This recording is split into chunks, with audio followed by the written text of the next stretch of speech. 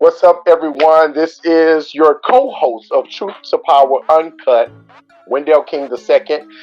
As you can see, I'm here alone on this gloomy Thursday evening. It's not actually gloomy, but I'm going to say gloomy because I don't have my other co-host. So I want to give a special shout out to Dr. Aurelia Johnson, Dr. Candace Matthews, and of course your boy, my boy, everybody's boy all over Atlanta, GA, Dean Snell, that are not here, but they're here in spirit. We have a very special show, but before we get to that, I want to remind everyone that we are on YouTube at Truth to Power Uncut. You can also find us on Twitter, Truth to Power Uncut, and on Instagram, Truth to Power Uncut. And of course, each and every Tuesday and Thursday, you are going to find us right here on Facebook, Truth to Power Uncut. So if you don't mind going there and liking, sharing. And on YouTube, if you have 1 second to just subscribe, we're going to be all good. So tonight we have an extra special guest. Well, two extra special guests that we are going to bring on for this very special show about ending SARS. And it's something that is very special to my heart. And these are two individuals that are very special and close to my heart. So it impacts them, so therefore it impacts me directly and indirectly. We have former Miss Texas Southern University, but she's also the People's Queen because she was the first HBCU queen to be in active duty of the military forces. And that is my girl, Rachel Oshinaga. She is a graduate of Texas Southern University and a former Miss Texas Southern University. Hey, Rachel. How are you? Adunola Oshinaga. The beautiful, vibrant, vivacious, tantalizing Rachel Adunola. I love her so much. Thank you. And I've been following you. I'm loving what you're doing with Joe Biden and Kamala Harris's campaign. And she's been in the trenches for a minute because when I was Team Kamala and anti-Biden, she was already pro-Biden. I guess she's saw into the future. I should have been following her. So she went both ways. So Sarah is vice president, soon to be the first black and first female president, 2024, and she is riding with Biden. And next we have a young man that I saw grow from his 12th grade year of high school all the way up. Mr. Prince Ibe is a pharmacy student at the illustrious Texas Southern University. He's a former debater, former president of the debate team, as well as former debate captain of the debate team. And he is one of those international, what they call champions in debate. Mr. Prince Ibe, how are you, Prince? I'm good. Blessed to be here. How y'all doing? Oh, yeah, Prince is good and fake right now. We got to keep this going, all right? No. Yeah, I love both of these individuals so much. They are two of my favorite. Now, I can say that they're two of my top 3 Nigerians. The other top 3 Nigerian is Dr. GL. Is Dr. GL Nigerian? Well, he's from the continent.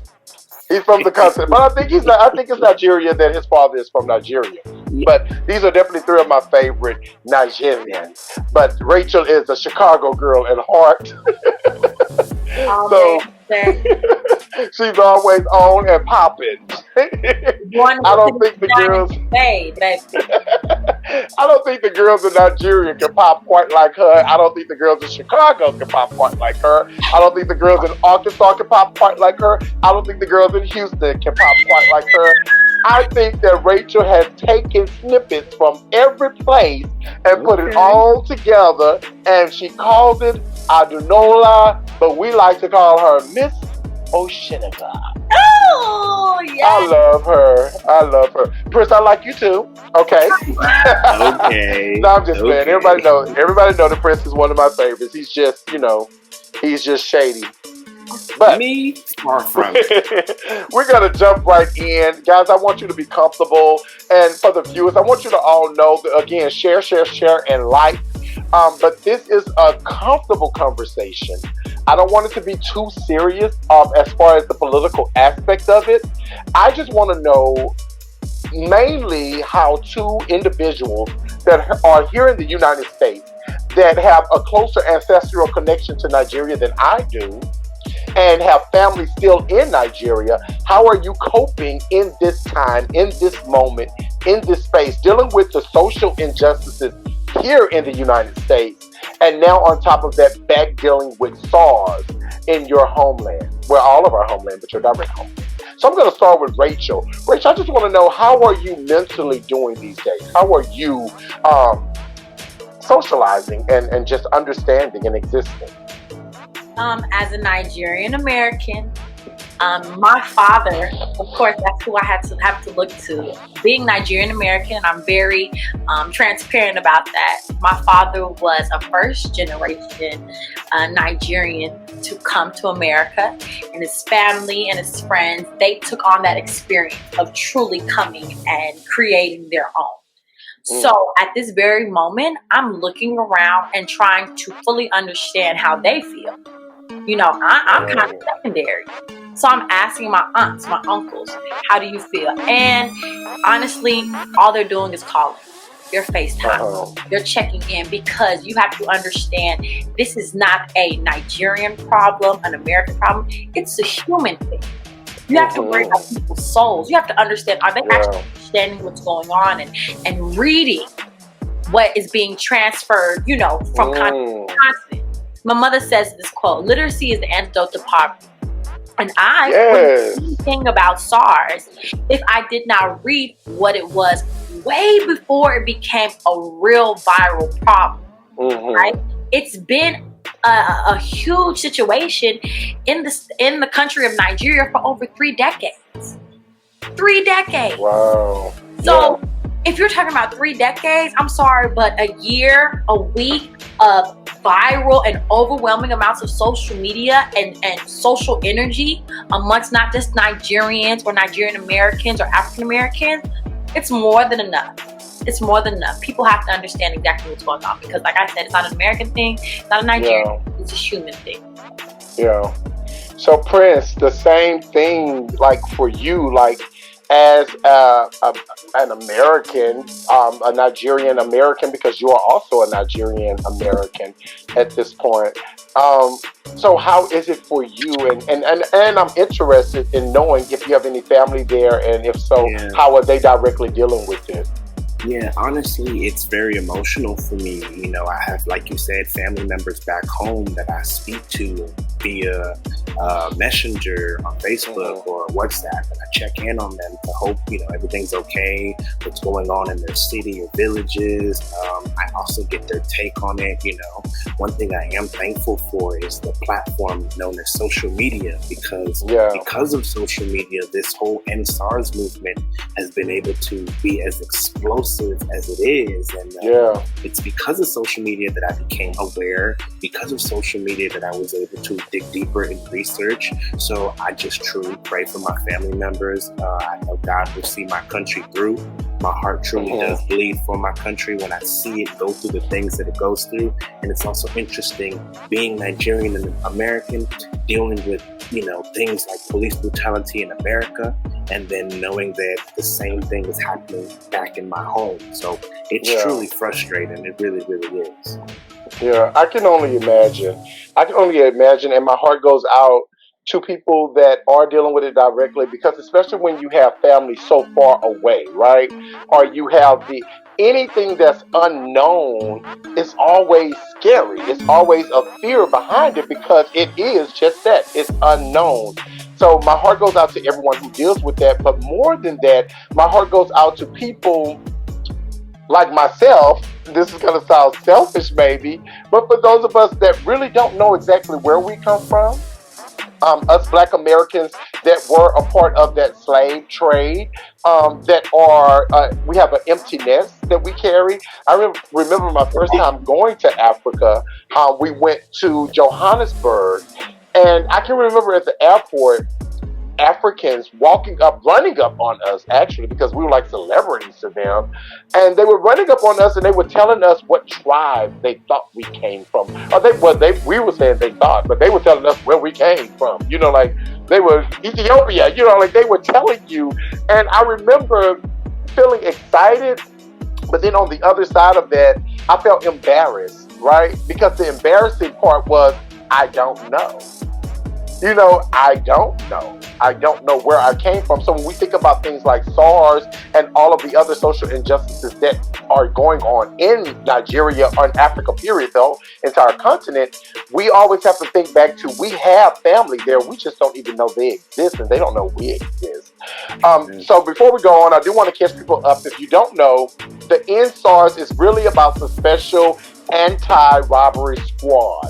That's what SARS stand for, and the Special Anti-Robbery Squad. And what Prince was talking about was how long it has actually been in existence. So it actually came to be over 30 years ago, and it was a special area for policing that they created for good, right? And it was actually used for bad. And it reminds me, the way I connect is Donald Trump and the special military force that he was sending out to protesters, right? The protesters to somehow help them navigate, but they were throwing them in these prisons that no one knew where they were. No one knew who they were. They were covering up their badges. And so it was literally just like SARS. Like, it was almost as though he took a page out of the playbook and said, let's try it here. let's see if our blacks can be tamed that way. So my next question is going to be really simple. Can either of you tell us what triggered it this time around? There actually was a video of two individuals being dragged out of a hotel, according to The Guardian, which I believe is another news outlet. It was two people being dragged by members of the SARS, and actually one was shot and killed, well, murdered, and the other one, I cannot, I do not know fact, but I believe that one was actually murdered in front of the hotel, according to The Guardian. So that actual event kind of like sent rage into the entire country of Nigeria. And then, of course, because it was on social media, it got to America, who is the nucleus of social media, and kind of took it by storm. And they actually understood, wait a minute, this is happening. People are getting killed in broad daylight for any other reason besides the point that they want to say so, because they can. But I will say this. If Nigerian culture was not as strong and present in the States, I don't believe that it would have been seen as such a pivotal moment in police brutality or situations like this. We are huge in culture, we are huge in music, we are huge in food, we are huge in entertainment, we're huge in a lot of different avenues. So I believe that the connection of our proud and boisterous and wonderful Nigerians are being abused in their own country, that made a connection for people here in the States. That is very true. That is very true, because first off, we know that Africa is the mother of the entire world, right? Yes, we know this already. And we also know, everyone may not know if you're not familiar, my first time going to Tanzania, I've been blessed, thank God. Thank you, Jesus, and thank you to the gods of Texas Southern University, because that's where my international travels really started. And then I had to start paying for them myself, and it slowed down and sad. But my first time going to Tanzania, which was my third time in Africa, I found out that the language was actually very similar to that of the Asian culture. And so I also found out that in Nigeria, they have like over 200 languages, I think. Yeah. It's like a freaking huge amount of languages in Nigeria alone. Yeah. And one of their languages is pretty much straight up Japanese. They just write it different, but the pronunciation is the same. The enunciation is the same. The contrast is the same, and the meaning is the same. So Africa really is the motherland. And when people say that, I think that people think it's like a joke, but now they for real, bro. They serious. So let me ask you, Prince. You said that you kind of found out about most of this. You kind of got in tune with it on social media. When you got in tune with it on social media and you went home that night or you called your family, what was that conversation like? Or have you had a conversation with your family about it? That conversation was, honestly, it was it wasn't a comfortable conversation, much like my mother when she had to sit me down and tell me, son, listen, you're a black man, so there are things you can't do in this country that others can. It was something like that. It was basically her telling me, listen, son, our country back home, it's being misran by corrupted officials. We have individuals who don't care about the commonwealth of the general human being. So there's a lot of mistreatment. There's unfair distribution of wealth. So she helped me understand I will forever love my country. It will always be Nigeria until I die. But just because I love my country doesn't mean I don't have very accurate critiques about it. And I'm thinking about you, Nigeria. And I pray, baby, that one day you change. How old were you, Prince, when you came to the States? So I came to the States when I was around 8 months old. So living the American lifestyle, it's no complaints. I like it. But, you know, I hear stories of back home. I've lived vicariously through others' experiences, and I love my country. Yeah, and one thing that I know is that your mother and your father, and Rachel, your father, they have deeper connections, right, to Nigeria, because they really, you know, they experience the culture, which means that part of your rearing is directly connected to that. And so one thing that I love about all my people that are from the continent is that y'all take every opportunity you can to introduce your culture. And I love it. Y'all do it through your clothing. You do it through the conversation. You do it through the food, through the conversation of food. Food is always the best form of communication for Americans, for sure. That's why we're all, you know, always. I've been on a diet since 28, so I mean, you know, whatever. But food is definitely one of those things. But Rachel, I'm curious in knowing, have you had a conversation with another friend that is not like you, meaning not as American connected, at your same age group, but they're deeper in the culture? Have you had a conversation about SARS with them? All the time. Actually, many of my cousins who now live in America were born in Nigeria and lived in Nigeria. Wow. And many of my friends now that I have had a fortunate time to meet have been able to introduce me to different aspects of my own culture that I did not know and wasn't aware of. Because we are separated by tribes. We also separated by states. We're separated by the different rearings and the upbringings. Now, culturally, we have some things that are strong, that are steady. Education, generational wealth, food, respect, mannerisms, and disciplines, that's universal.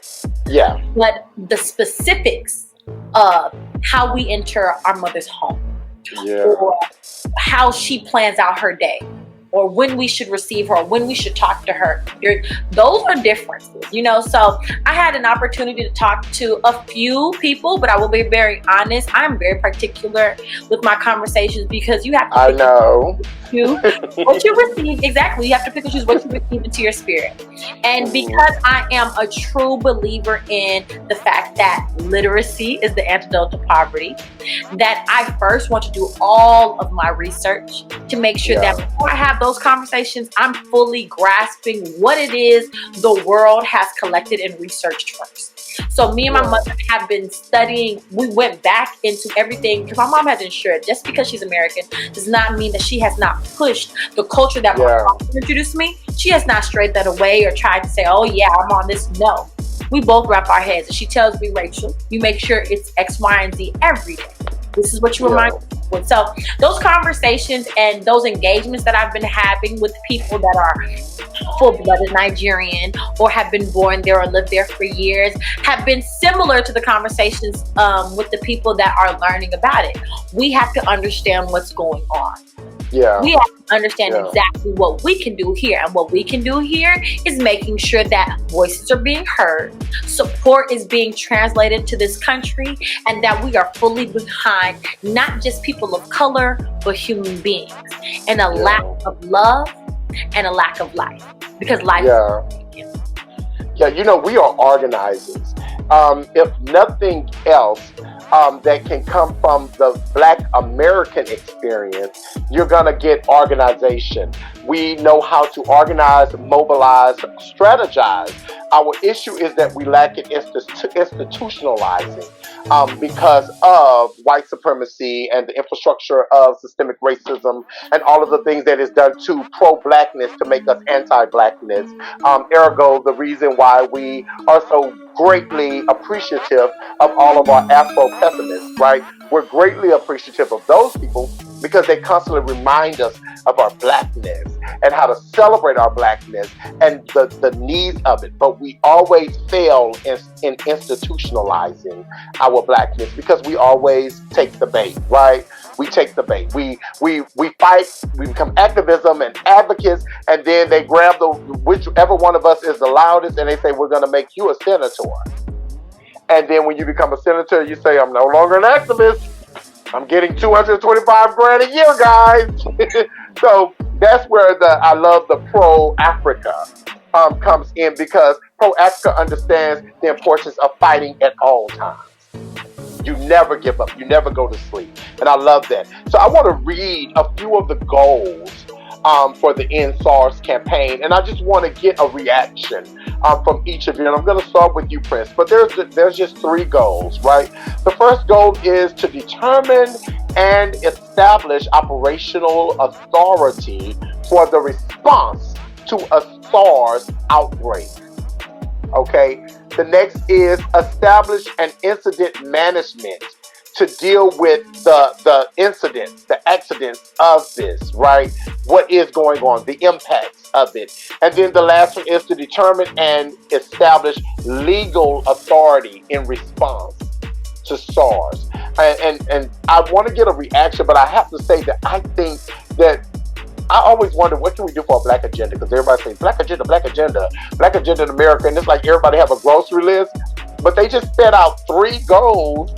That's it. And I'm like, that's for black that we need all 3 of those in our black agenda, because they're so big. They're so big. So what are your thoughts on that? Oh man, I think it's very clear, concise, and there are demands that can be met. To my knowledge, the last time I was updated was I know that Buhari attempted to end SARS, but incidentally, he recreated another org called SWAT. And the irony of this was that a lot of the officials who were fired or relieved from SARS ended up getting rehired and put on SWAT. So the Nigerian citizens were upset because they felt like, well, he just took this organization, this criminal organization, and just rebranded it. So I do think that their demands are legit. I think their demands are necessary. We just want a positive legal outcome, and we want those officers involved to be apprehended and tried to the fullest extent of the Nigerian law. Yeah. Now, Rachel, I'm going to twist it a little for you, only because I think that this matches you very specifically. One of the issues that they've had is some of the stories have been twisted through social media campaigns. And so I know that you are a social media vixen. So I want to ask you, do you believe that social media is helping or hurting this movement, and if so, ad lib? I'm going to refer back to this great quote I heard my this esteemed writer write one time. I think her name was Adrian Tony. She happens to be my mother. Okay. But literacy is the antidote to poverty. All jokes aside, the thing about social media is it's media, right? So it's always going to have a secondary feel to it. It's not the authentic real thing, because you're getting it at a secondary source. If I post something of my beautiful Girl Boss Fuel cup, you'll never be able to touch the real thing because it's in my possession.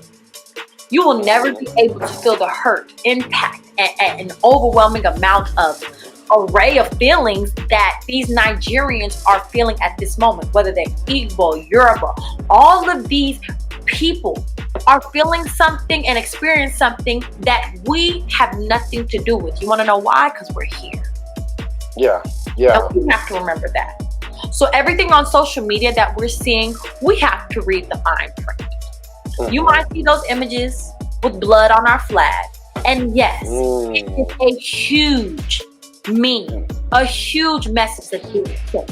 But read it and understand why we bear our flag and we hold it up with so much honor and so much grace. Because in 1960, Nigeria got its independence.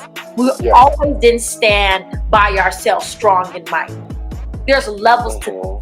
And the systematic racism and systematic failure that tries to come up against people of color has streams a long time ago in powers and from people that we still haven't done the research about. So I'm going to say this. On social media, on Facebook, Instagram, and Twitter, read a book. I would refer to you. It's so many great people I can refer. On social media, my uncle, a part of the Bantu crew in Nigeria, Ade Bantu. Follow him and understand that he's typing out stuff on his social media because he wants you to read. He wants you to understand exactly what's going on and understand it. One of my great friends and a Texas Southern student, Amarachi, right now, she is leading the pack in Houston. As a Nigerian social media influencer, she's doing an amazing job conveying her emotions, conveying her message of being a proud Nigerian in the States. But wait, put a pin in that, Rachel. Can you spell your uncle's name? Because we want to make sure we can get that out. Can you spell the name? So I would refer to you Ade Bantu. The name is spelled Adebantu. That's his social media. And then for Amarachi, who I feel you all should go and follow, she is every single day. She's putting out something. You can catch her on Instagram. Is it space or no space in that name? No space. No space, okay. Yes. And then Amarachi, AMMYCHI_. And she is, she has her Spell own. it once more. AMMYCHI_. Those are two very impactful people I feel that everyone should be following right now to fully understand what's going on. She's a Nigerian here living in the States, and he's there in Nigeria right now fighting what's going on. So I want everybody to understand that through social media.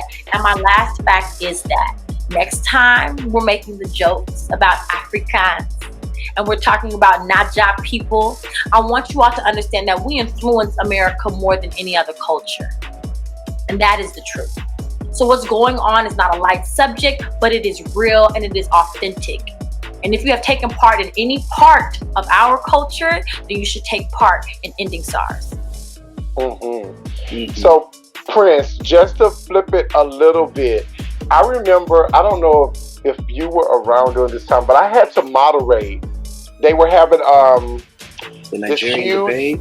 Yeah, it was a huge issue between the Hausa tribe and I want to say, was it the Igbos? Igbo. It was Igbo. It was Hausa and Igbo, and I had to moderate this thing because they were fighting, right? And one of the lessons that I took from that was how they had to communicate. And so in that, there was a guy that was able to get out of Nigeria. I forgot his name, but he was in London. He was living in London. And he became a radio broadcaster. And so he would use the radio to send messages to the people of Nigeria to help them fight, to educate them. So my question to you is, as a young man living in America, but still wholesomely, still a Nigerian, have you thought of ways or things that you can do even from here that can somehow assist even in the slightest way? The best way I feel I can contribute overseas is through social media. It breaks my heart seeing my country go through what it goes through and I can't physically help. So all I can really do is just continuously spread the word, have conversations with people, let them know what's going on, educate them, help them, give them links, give them articles, give them all these tools at their disposal so that they're at least privy to the knowledge, because that's the best way. One of the first steps to combating an issue, knowledge. So I think the best way I can help my country is just to keep talking about it.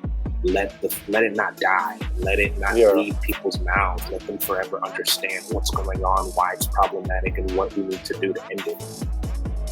That's beautiful. Well, both of you should know that I am a man of solution. I don't like leaving any conversation without some type of resolve, because that's the world that I come from. Yeah. So what I would like to do is we're going to start a hashtag here, and I hope that you both continue that, because I believe in solvency and I believe in being able to track it, right? So we're going to start a hashtag End SARS TX. Very simple.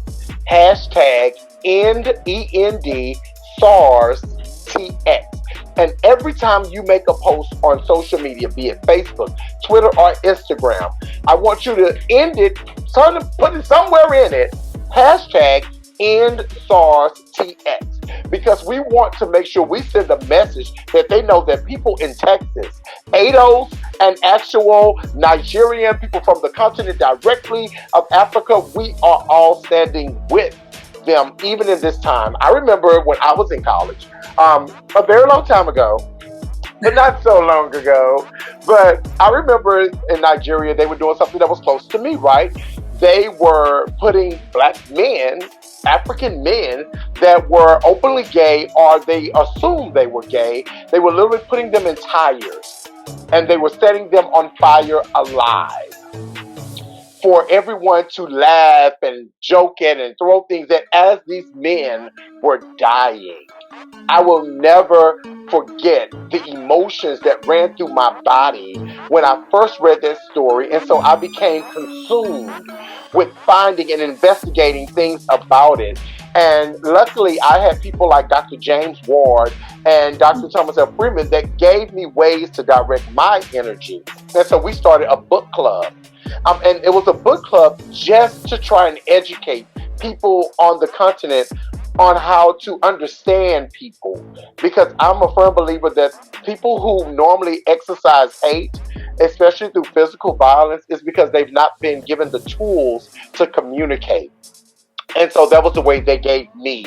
That was what they gave me to direct that energy. And so I was very, very thankful for it. So I want to make sure that everyone uses that hashtag End SARS TX. And everybody from Texas, it's not a Truth to Power Uncut thing. I want that to be a Texas thing. If you have any connection to Texas, because I want people to be able to just go into the search box and type it in, and they see an array of support, and they see an array of opportunities. They see an array of education. They see an array of organizations that can help these people. That is the way we do these things. We can't just say end something and it ends. We have to put action behind it. The Bible says faith without works is dead. Speak things that be not as though they were. Speak it into existence. So the Bible gives us all of these parables to live by, but for some odd reason, we get caught up in just saying the words and blah. It's supposed to happen, but we forget that the main scripture to live by is faith without works is dead. So we must do the work, end quote. So I want to make sure that we understand that. Also, make sure that y'all are reading the banners. If you have any questions about anything that is coming across, we're going to make sure that all of those more important things are in the banners. So make sure you're reading it. Share, and like. This is a very important conversation that I have thoroughly enjoyed. I am still enjoying it. We're going to enjoy it for a couple of more minutes. I'm going to let y'all go because I know that y'all are too young enough that can't be bothered. Yeah. But I love the fact that we're talking about something that you can be bothered with, because y'all are educating us. And that is a beautiful thing. So I'm going to pose one more good question, and then we're going to go on and wrap up, okay? So if y'all can just indulge me for just a second. So I'm going to start with Miss Oshinaga. The first thing I want you to do, because we didn't do it at the top, because I saved it for the end for a reason. I want you to tell us what it is that you do in your life and what it is you want to do in your future.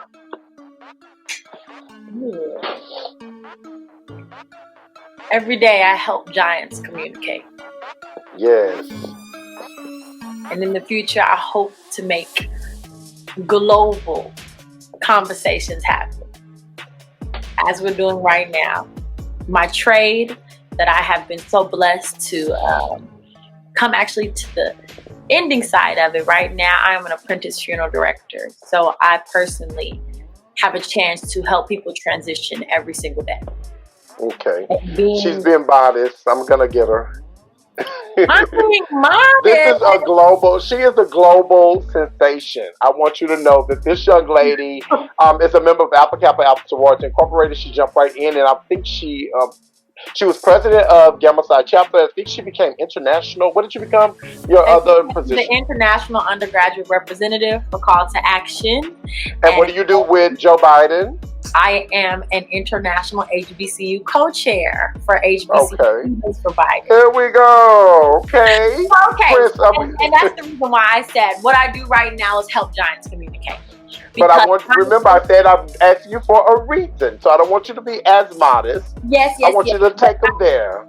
HBCU Students for Biden, international co-chair here and there. All of these things has been because you said one pivotal thing: communication is key. Mm-hmm. And individually, I've realized that communication has been my key to not just having great conversations and meeting great people, but meeting and going places that are not just in my arm width. Right? Mm-hmm. I can go to nations and countries and meet people I never would have even imagined. And that's because I've realized that if I use this voice and I use this for good and not for evil and not to bash and not to try to itemize someone or put them in a box, and I truly say, what are you trying to say? Because if I can understand you, then I can make someone else understand you. And if you all can, and you can say, oh my gosh, we just had a wonderful experience, then we have married together our points, our choices, our love. Because we are in concert. Yes. Right. So making those global conversations is what I hope to do in my future. Hopefully with the 46th president of the United States. Hopefully with other great people in Nigeria. And guess what? If you want more, my book is releasing in a couple of days. Boom. Yes. And Mr. eBay, soon to be Dr. eBay, I'm going to pose the same question on you. What is it that you are doing, have done, and plan on doing in the future? Oh, well, currently right now, I'm just a man of medicine. I try to do my best to, along with medicine, sharpen my communication skills that I was, granted through the lovely late Dr. Thomas F. Freeman and my other debate members, and you being one of my former coaches as well. I really, really, really think that my best skill is communication, the art of being able to further, I guess I would say, help people understand what they're trying to say and further help them get it out in a way that others can understand. So, and mixing it along with the world of medicine, I hope that somehow, some way, I can find a gift that not only helps those that are disenfranchised when it comes to the medical community, but just in general, just being a bridge to further connect communication between, vast amount of people. Yeah. So the reason I wanted to say that for the end is because I wanted people to understand the importance of preserving life, even the lives that we sometimes take for granted, right? But sometimes even the lives we take for granted, because there is a section of the Bible that says even the least of them, right? And so when it deals with even the least of them, it is saying pretty much that even in the least of them, you will find greatness. Even in the least of them, you will find leadership. Even in the least of them, you will find ideas. So it is important that we understand that Nigeria is definitely a part of all of us, as Rachel so eloquently suggested to us, that most of American culture definitely came from the continent. And it can be debated on what part of the continent, but it definitely came from the continent. But the bad part is I have to say it can be debated because I don't know if I'm from Nigeria now. But anyway. everybody wants to be Nigerian. Right, but we like to end with a quote, and I want to end with this quote while y'all are on because it is so important to me. I love James Baldwin, but James Baldwin has a quote that says, we are trapped in history, and history is trapped in each of us. And so, because we are trapped in history and history is trapped within us, we are always going to find ourselves in a cycle of repeating history, a cycle of repeating history. So, I want to thank Miss Rachel Adunola, or Shiniga, or should I say military woman, global woman, international woman, for being here tonight. And I definitely want to thank Prince eBay for being here. Dr. eBay, love you both so much. Thank you all for coming. Remember, hashtag #NSARSTX. Thank you all so much for coming, guys. Thank you. Got it. Have a great night. Y'all take it easy, okay? Okay, thank you so much. So once again, guys, you can catch us every Tuesday and Thursday. Hot Topic Tuesday with Dr. Candace Matthews, Dr. Aurelia Johnson, soon to be, Mr. Dean Snell, and myself, Wendell King. We are here. We are fierce. We are doing the work. And we're putting the work in. So again, catch us on YouTube at Truth to Power Uncut, Twitter, Truth to Power Uncut, Instagram, Truth to Power Uncut, and of course, Facebook, Truth to Power Uncut. And follow us, and share, and like. Because what we're trying to put out is messages. We're not doing this for our own greed, because we're getting nothing out of it other than the joy of knowing that we are touching minds of thinkers, and we are being kind, and we are teaching love, but we're teaching love within, because that's the main thing that is often left out. So again, thank you all for this. Enjoy your weekend. It's Thursday. I'm going to Miami, so I'm super excited because I need the vacation. So share, and like, and I'm going to catch you all next Tuesday, and hopefully I won't be in my bedroom, or at least I'll act like I'm not with my, my whole get up. And I will have my cohorts on stage with me. So thank you all. Enjoy your weekend. Peace, love. Remember, if you are not fighting the power, you are not speaking truth to power. And if you're not being honest with the powers and the systems, then you're not fighting at all. You're just blowing kisses in the wind. Have a good night, guys. I ask no favor for my sex. All I ask of our brethren is that they take their feet off our necks.